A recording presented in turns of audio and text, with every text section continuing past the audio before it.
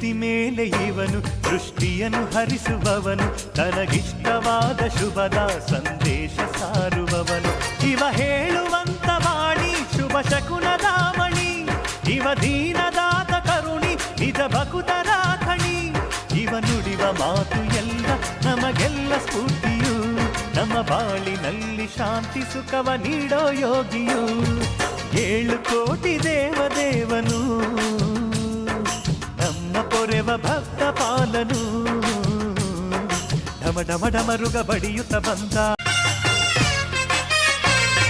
ಸೃಷ್ಟಿ ಮೇಲೆ ಇವನು ದೃಷ್ಟಿಯನ್ನು ಹರಿಸುವವನು, ತನಗಿಷ್ಟವಾದ ಶುಭದ ಸಂದೇಶ ಸಾರುವವನು.